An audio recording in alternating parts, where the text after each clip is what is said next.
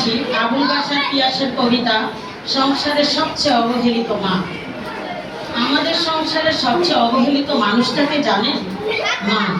মা নিজের হাতে সংসার সাজায়, তারপর দিন শেষে সেই সংসারের সবচেয়ে অবহেলিত মানুষ হয়ে দাঁড়ায়। এক মা তার ছেলের সাথে গিয়ে বলল, বাবা তোর ফোনটা একটু দিবি, তোর মাসির সাথে 2 মিনিট কথা বলতাম, অনেক দিন কথা হয়নি। ছেলে তখন বিরক্ত হয়ে বলে, আমার ফোনে টাকা নেই। মা চলে গেল। কিছুক্ষণ পর ছেলের নাম্বারে একটা মিস কল আসলো।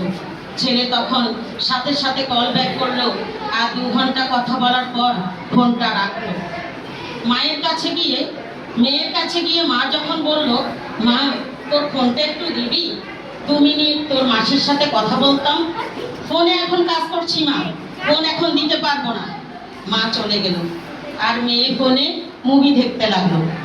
পরের দিন ছেলে যখন কলেজে বেরোবে, তখন মায়ের হাতে এক গাদা কাপড় দিয়ে বলল, মা একটু ধুয়ে দিও তো। মা যখন কাপড়গুলো নিয়ে ওয়াশরুমের দিকে যাচ্ছিল, তখন মেয়ে ডেকে বলল, আজ আমার কয়েকটা কলেজের বান্ধবী আসবে, তুমি একটু পোলাও আর মাংস রান্না করো তো।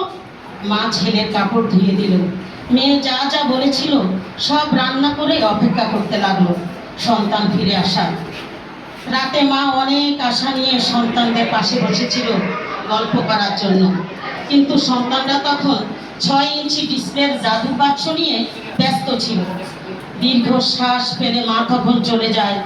এই দীর্ঘশ্বাসে কতটা কষ্ট, একাকিত্ব লুকিয়ে ছিল সেটা সন্তানরা বুঝতে পারে না। মায়েদের সহ্য করার ক্ষমতা প্রচুর। জানেন, বন্ধুর সাথে ঝগড়া করে ছেলেটি বারান্দায় দাঁড়িয়ে সিগারেট খাচ্ছিল। মা ছেলেকে সিগারেট খাওয়া অবস্থায় দেখে বলল, বাবা তুই কেন সিগারেট খাচ্ছিস? ছেলে রেগে গিয়ে বলল, আমার ইচ্ছে, আমি সিগারেট খাচ্ছি, তাতে তোমার কি? আমি এখন ছোট নই যে তোমার কাছে কৈফিয়ত দিতে হবে। ছেলের এমন খারাপ ব্যবহারটা মা নীরবে সহ্য করে চুপচাপ চলে গেল।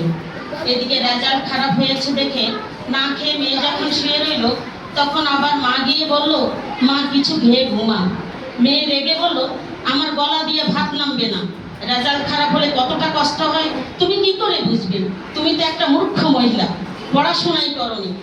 মা মেয়ের এই কথাগুলো চুপচাপ সহ্য করে চলে গেল। মায়ের বুকের ব্যথাটা বেড়েছে, সেই জন্য মা ছেলেকে ডেকে বলল, বাবা বুকের ব্যথাটা না আজকাল খুব বেড়েছে, আমায় একটু ডাক্তারের কাছে নিয়ে যেতে পারবি? ছেলে বলল, আমি বন্ধুর জন্মদিনে যাচ্ছি, এখন তোমায় নিয়ে ডাক্তারের কাছে যেতে পারবো না। ছেলে চলে গেল।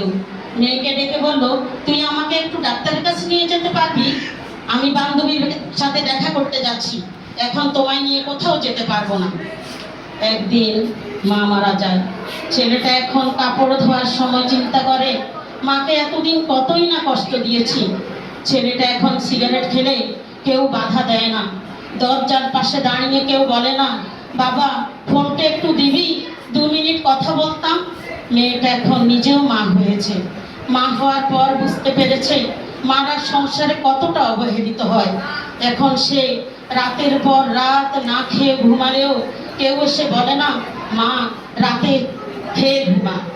উপরের ঘটনাগুলো প্রতিটা সংসারেই ঘটে।